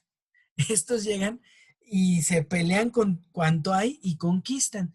Y lo que tienen es que imponen ya un panteón de dioses masculinos, pero no lo imponen del todo. O sea, ellos ya traen a Zeus, por ejemplo, ¿no? Ya traen a Zeus, pero terminan asociándose con los grupos locales, y entonces termina habiendo como cierta comunidad. Sigue habiendo influencia minoica, terminan asociándose con estos grupos y se termina haciendo como una mezcla religiosa, y entonces ya hay dioses y diosas que comparten el mundo sin mayor problema. Pero por lo que entiendo, los aqueos, los micénicos, son más duros. Y entonces su forma de conquista o su forma de estar a partir de la conquista va forzando a los grupos que están establecidos como a aceptar la imposición de sus dioses. Y si se leen el texto de Graves que les mandé, van a ver que es brutal, porque justo van a imponer a Zeus a todos los grupos culturales que hay alrededor, ¿no?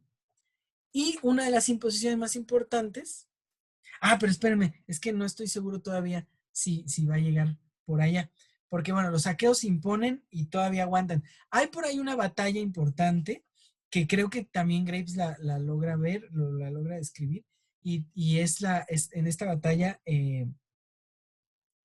se,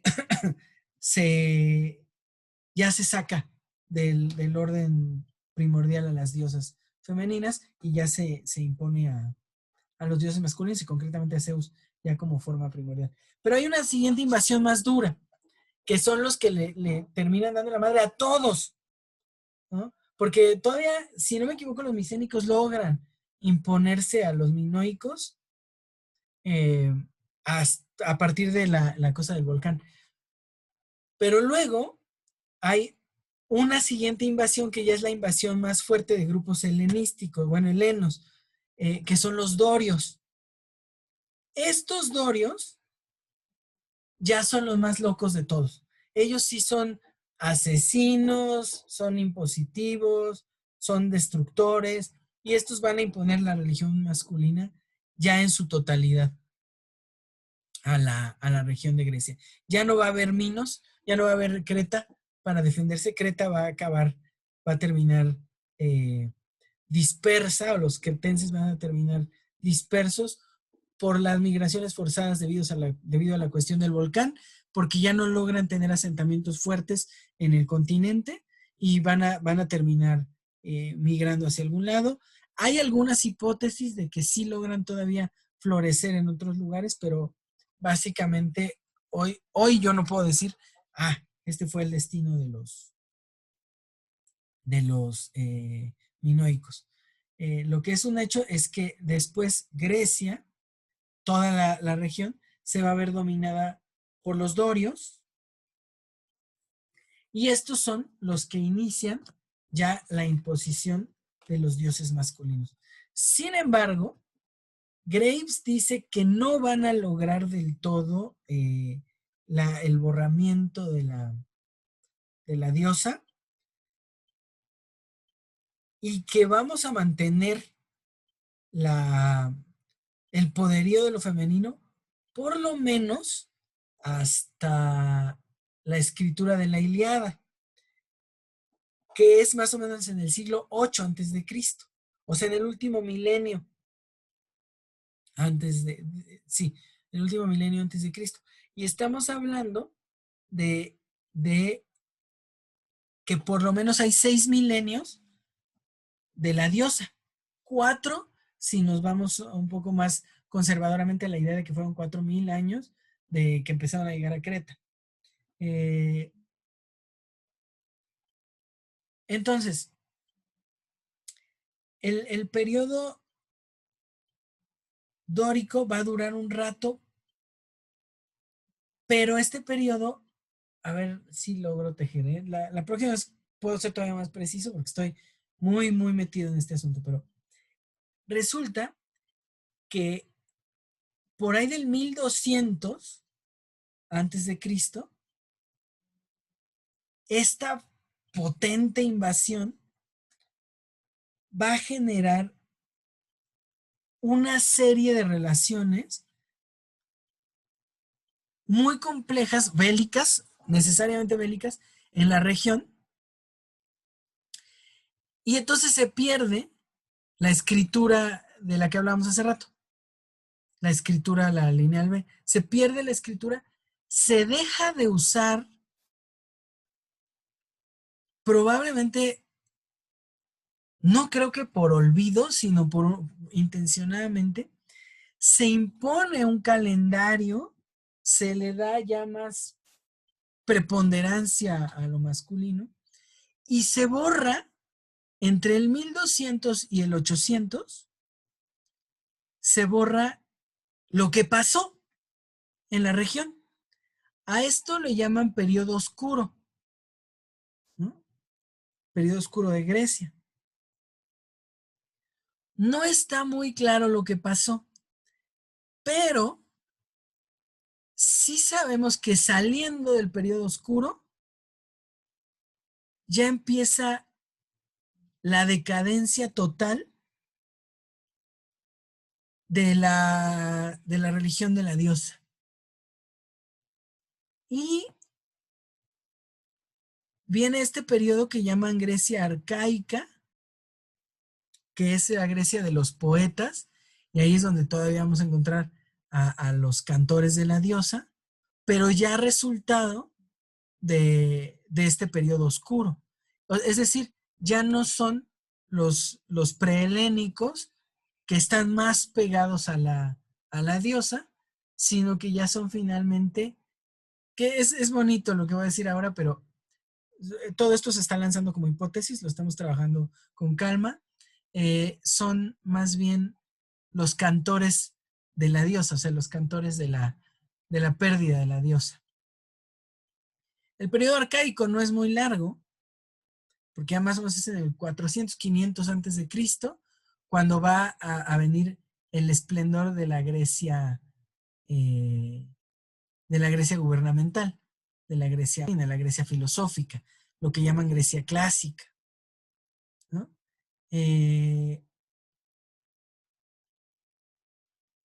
De alguna manera, la, la,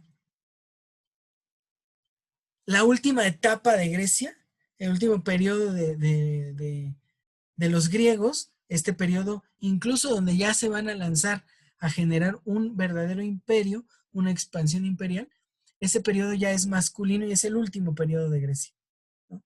Pero antes, o sea, como pueden ver, tenemos por lo menos 3.500 años de una tradición asociada a la diosa. Digo por lo menos 3.500 porque pueden ser 4.500 o 5.500 años de esta tradición. En esta tradición hay un montón de grupos, ¿no? Vuelvo a lo mismo, los jonios, los dorios, los eolios, pero están los micénicos, los minoicos. Hay un montón de grupos. Cuando uno se pone a buscar y a rastrear, son un montón de grupos. Y todos estos grupos se mantienen pegados a cierta tradición, a la fertilidad y todo. Probablemente influenciados por los minoicos, que probablemente son un grupo próspero asociado a la diosa y que provienen de una tradición más bien de Medio Oriente o de África. Y lo que sabemos es que hay un periodo en el que algo ocurre, un periodo que es negro para nosotros ahora, y después la pérdida de la diosa. Bueno, ¿por qué les cuento esto en este momento? Porque creo que cuando llegamos directamente a la República y empezamos a leer la oposición socrática a los grupos de la diosa, Sócrates se va a oponer a estilos muy concretos de todo, de pensamiento, de ritualización, de poética, y nos vamos a tener un buen rato con el asunto de la música en Grecia.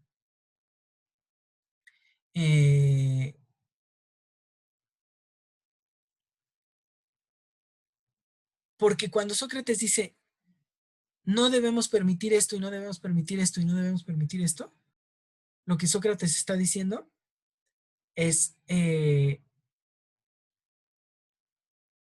no permitamos lo eólico, no permitamos lo jónico, ¿no? Ajá.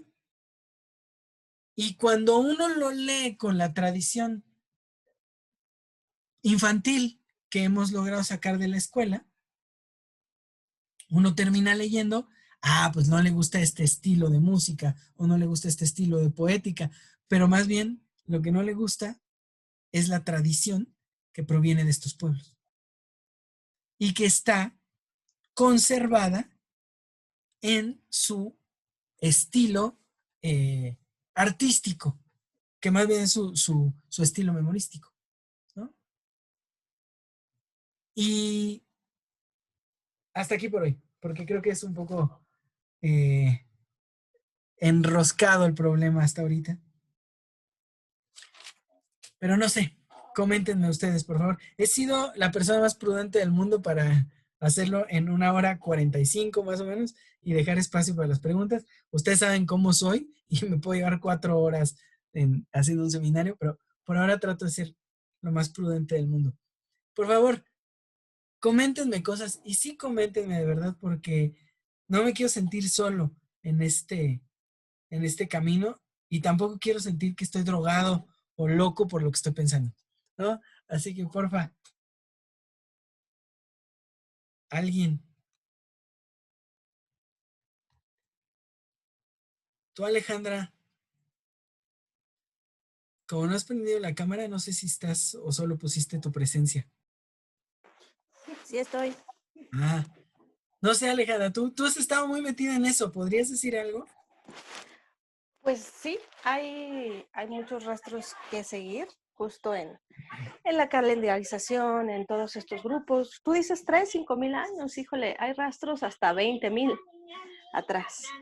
Y sí es una realidad. Pensar en la figura de la diosa como una figura de mujer es como pensar a Dios Padre en la figura de Jesucristo, ¿no? Es exactamente igual, o sea, al final pensar a la diosa como una figura femenina es como la visión occidental, la visión patriarcal, la visión pues ya torcida de lo divino. Afortunadamente, por ejemplo, acá en los grupos tanto de Mesoamérica, incluso de Aridoamérica, hay relaciones interesantes que se pueden mostrar en relación a lo que tú dices. Digo, tenemos, sí, Marija Gimbutas trabaja mucho la arqueología, Anne Baring también, y varios otros en donde hay registros. Los micénicos son, los minoicos, perdón, son unos muy estudiados por esto, primordialmente sus cerámicas, por ejemplo, pero en el libro del lenguaje de la diosa, pues se puede encontrar esto que tú dices, ¿no? En donde en realidad la relación con lo divino sí se hace en referencia a la fertilidad, a las aguas, a los peces, a las figuras de aves, a la figura, por ejemplo, de la serpiente, a la regeneración. Hay como muchos símbolos que se pueden seguir y que, pues evidentemente aquí, abriendo la posibilidad, pues se pueden ir compartiendo, porque como tú dices, la calendarización es antes que, que la escritura, que la historia. De hecho, la escritura como tal y la historia como tal podrían ser un rastro ya de la separación de una relación con lo divino ya muy distinta, fuera incluso de la experiencia. Como tú bien dices, la figura del yo ya es algo muy, muy moderno, muy contemporáneo, muy posterior, porque vamos a encontrar otro tipo de pensamientos, el pensamiento dual, el pensamiento en donde no hay una escisión con respecto a la relación de lo divino incluso como las mismas estrellas, como los mismos astros, como las mismas figuras que dan la parte de, de la calendarización. Digo, la luna es una de ellas, solo una de ellas. La relación con lo femenino no solamente está en los ciclos menstruales de la mujer, pero no de la mujer tan solo, sino, por ejemplo, cómo este mamífero se hace distinto en su menstruar, no solamente en su celo, ¿no? La diferencia entre, no tenemos un celo solo para engendrar. Nosotros no tenemos solo celo, como los mamíferos. En sí mismos tenemos algo que es la menstruación y hace una diferencia importante, pero en relación con la luna, estos 28 días van a haber una relación con las plantas, ¿no? Con la subida y las bajadas del agua, que se sabe. Va a haber una relación con los animales, ¿no? Se sabe, por ejemplo, en las comunidades rurales, en los pueblos, cuando castrar o no a un animal en relación a si hay luna llena, luna nueva, dependiendo de lo que quieras. No es que sea una correcta o una incorrecta. Si hay luna llena va a sangrar más, pero se hace con un ejercicio ritual importante. Si hay luna nueva va a sangrar menos, pero su cicatrización va a ser más tardía, ¿no? Cosas tan cotidianas como cualquier. Primordialmente las mujeres sabemos esas cosas de cuándo cortarte el cabello o no, pero los campesinos saben cuándo sembrar, pero también cuándo cortar, cuándo cosechar, cuándo abonar una planta, porque las aguas están abajo, están arriba, cuándo tengo que nutrir la raíz, cuándo tengo que nutrir las hojas. O sea, no solamente es una relación con la mujer, y todo esto se sabía, es una relación con lo divino bien distinto, pero que muy rescatable, y que, por ejemplo, en la vieja Europa, con todo el trabajo de Marija Gimbutas, de Anne Banning y de otros, también, por ejemplo, se pueden reconocer las damas, ¿no? Las damas que son estas representantes de la diosa que hablan mucho. La sesión pasada hablaban de Mari, ¿no? En su representación también de diosa, y está su historia, que ya ustedes hablarán de la lengua y demás, los que saben. Pero en realidad es eso, o sea, sí hay mucho que sacar, hay mucho que rastrear, y además mucho que está ahí, no solamente en cómo lo rescata Graves, ¿no? En la figura del poeta. También acá, en estos lados, tenemos una figura que vamos a poder relacionar con esta importancia del tipo sacerdotal en relación con lo masculino. Pero bueno, etcétera, etcétera, etcétera. Hay un montón de cosas que rescatar, y que mucho de lo que tú estás planteando, pues hay rastros para todo. Lo importante es poder compartir estas relaciones, estas visiones distintas, y digo, y en su momento también las referencias bibliográficas que nos pueden acercar a esto, ¿no? Para poder encontrar, por ejemplo, la relación, como tú dices, en los olmecas, que aquí se le ha llamado como cultura madre, de donde hay muy poco, pero hay muchos rastros, hay muchas figurillas, como tú dices, con senos grandes, con caderas grandes, y por ejemplo, en este libro que te comento del lenguaje de la diosa, pues tenemos estas figuras como tipo ave, o muy, muy delgadas, blancas, ¿no? Con una relación simbólica muy importante, otras que son muy proporcionalmente muy grandes en las caderas, en los senos, en la vulva, por ejemplo, figuras parturientas. O sea, en este tipo de cerámicas también se encuentra mucho, y hay rastros muy importantes, tanto aquí como en la que llamaba vieja Europa jimbutas, ¿no? Pero bueno, ya se irá compartiendo en la medida de que haya tiempo. El tiempo es reducido, 2 horas para ti son muy pocas, pero bueno, ya se irá haciendo lo que se pueda, ¿no? Muy bien. Tenemos los textos, todo lo que dijo Alejandra lo tenemos, se puede mandar. De hecho, si ahorita me mandan por el chat de aquí, por favor, su teléfono no sé si tengan Telegram.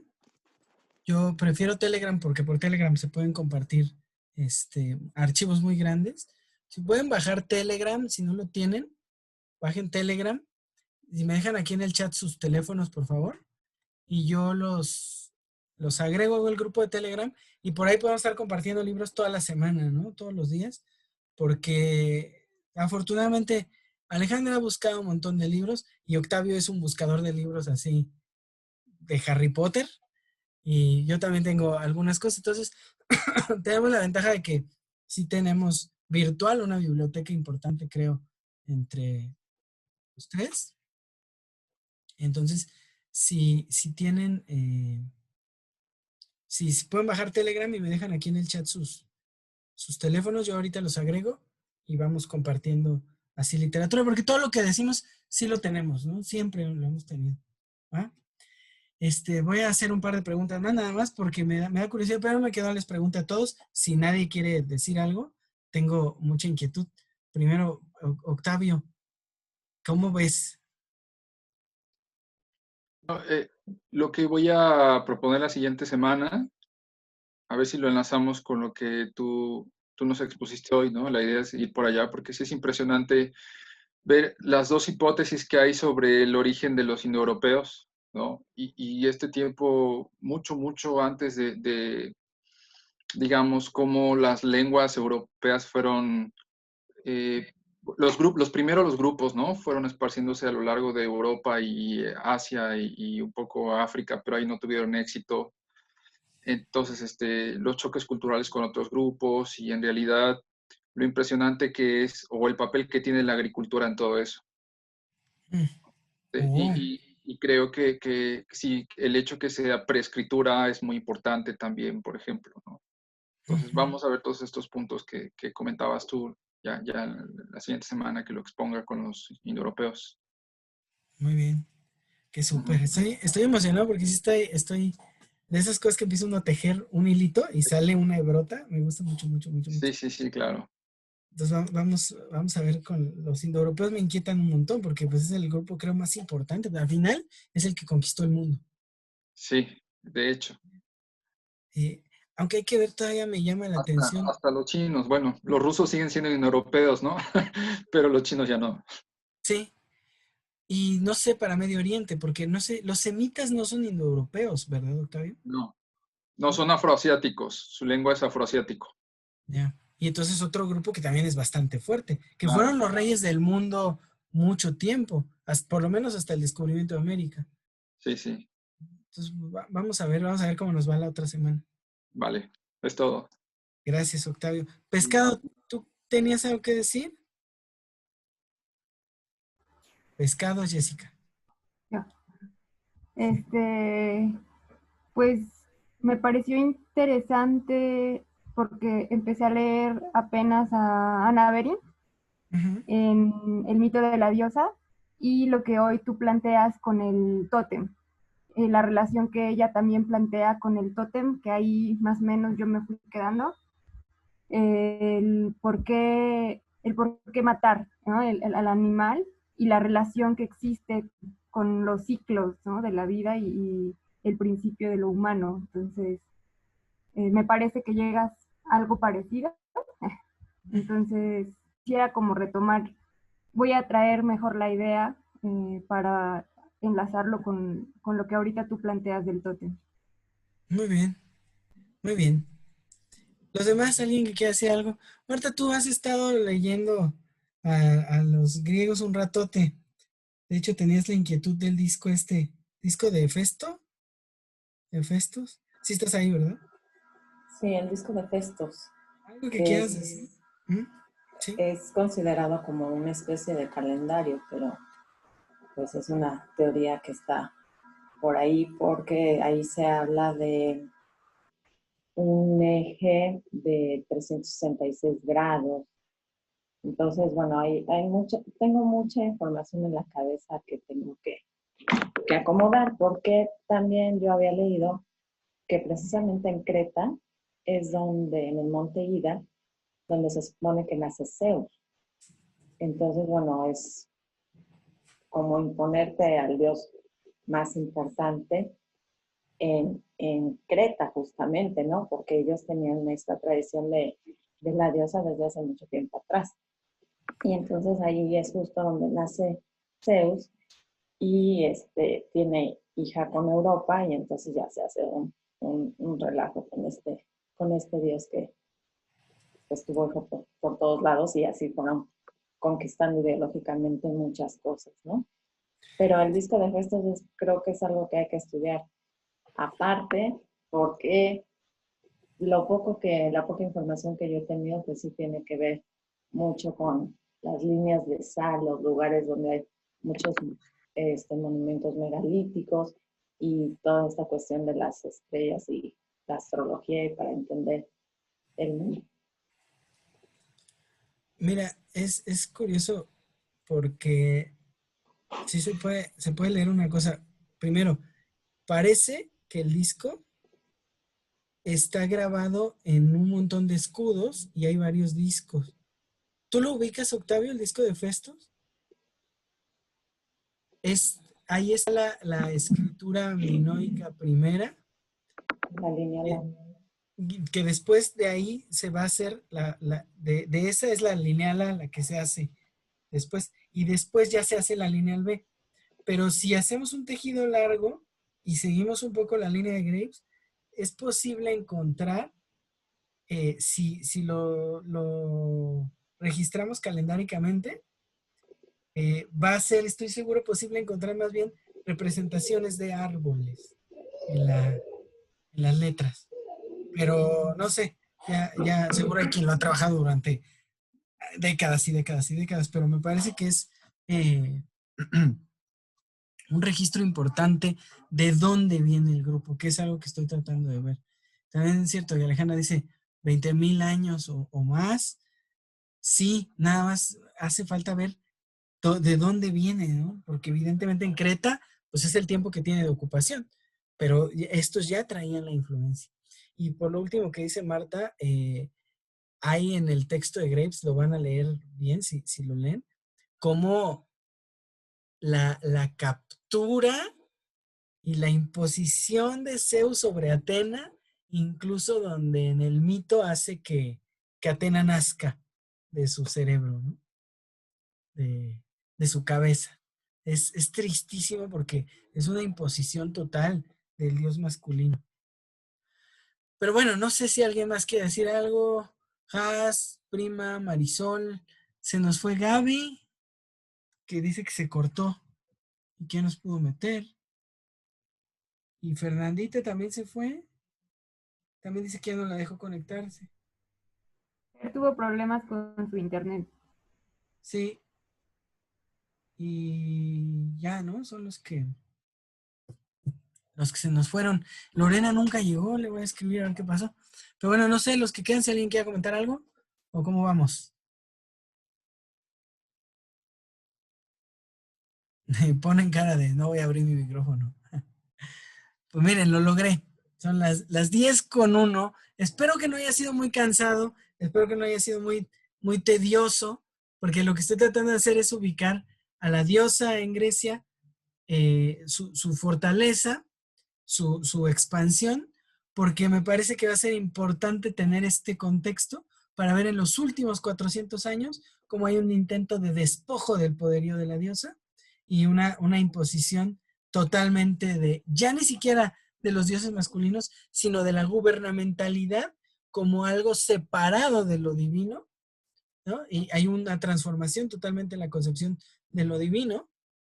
Ya eso se pone en un lugar, se hace la gubernamentalidad un eje existencial y bueno, básicamente de ahí, luego no tenemos que ir muy lejos, Roma y luego esperar a nuestro tiempo en el que la gubernamentalidad es ya la única forma que conocemos de estar, porque hemos perdido incluso la religiosidad.